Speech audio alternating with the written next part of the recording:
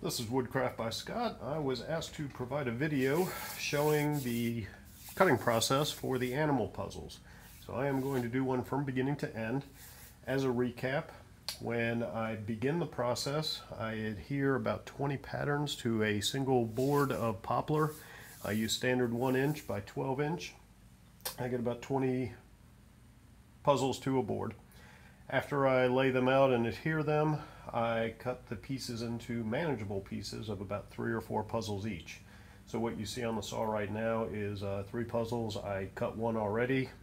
I videoed that, but unfortunately the lighting was poor and you couldn't see what I was doing. So I'm trying again.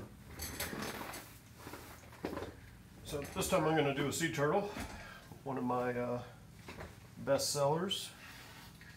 And I'm just going to start cutting.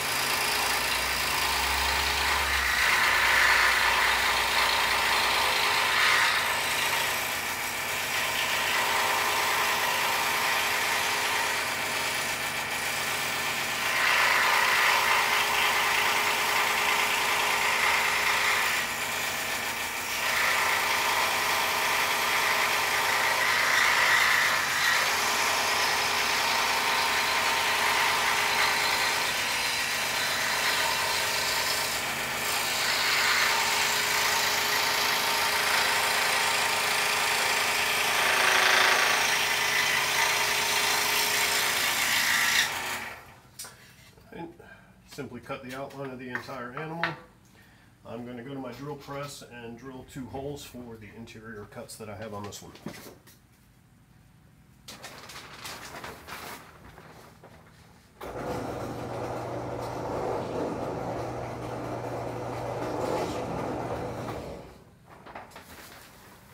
And before I forget, wanted to make everyone aware that what I use are Olsen Mach Speed number 3 blades. I like a tight fit for my puzzles, and they do a very good job.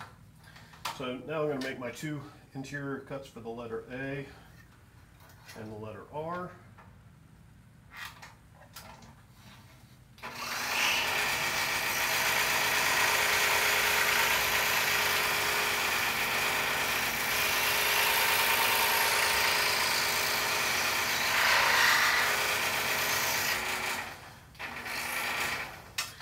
I do want to point out that I will make minor modifications to the pattern. What I found is that when I use poplar, which is my preferred wood, it's rather brittle. So anywhere that there are going to be thin spots between cuts, I will actually try to give a little bit of extra room. So in this case, with the letter A, I did not go all the way to the top as Harvey had drawn it. I cut it a little bit short. You'll also notice here in the neck that I also cut it a little bit shallower in order to make it a slightly thicker space there. I found that that is a snapping spot. I guess it's a snapping turtle. but it would break, and I make these adjustments on each pattern as I need to, based on the wood that I use.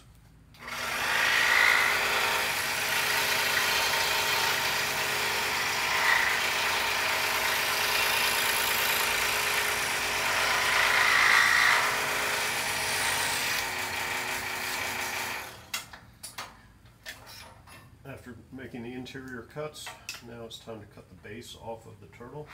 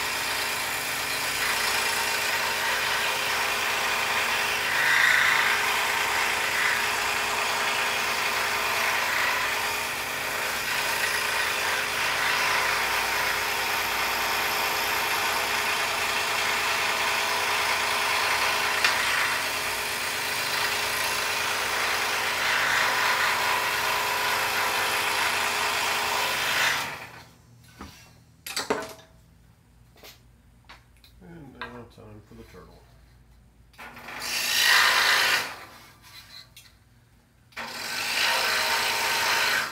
These are the detail cuts, as I refer to them. And each animal is different. They're going to have different facial expressions, different feet, things of that nature.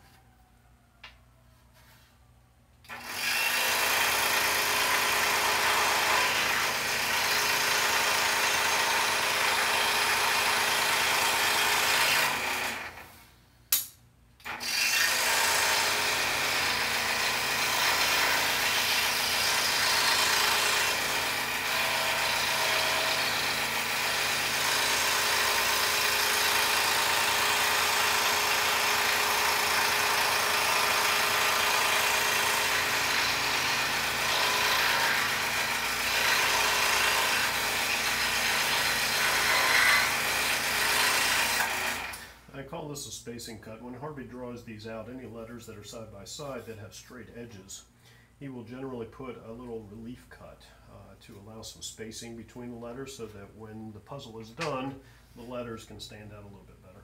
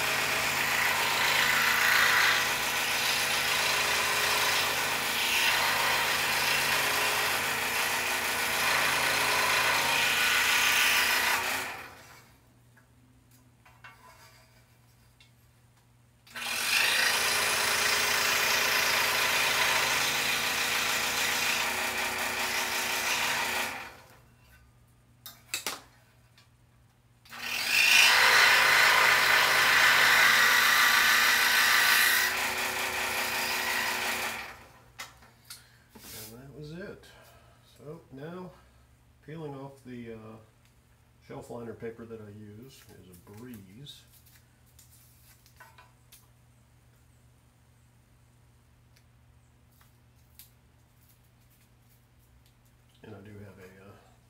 trash bin next to me where I'm dumping all the wood chips and the paper. I'll just throw them on the floor.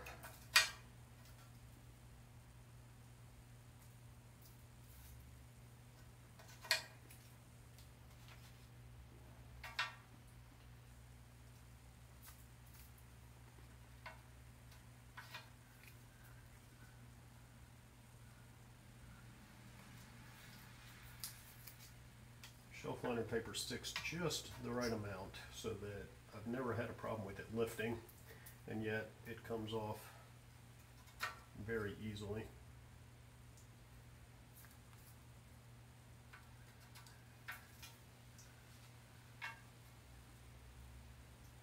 I remember when I cut my first sea turtle, it's just probably 16 months ago.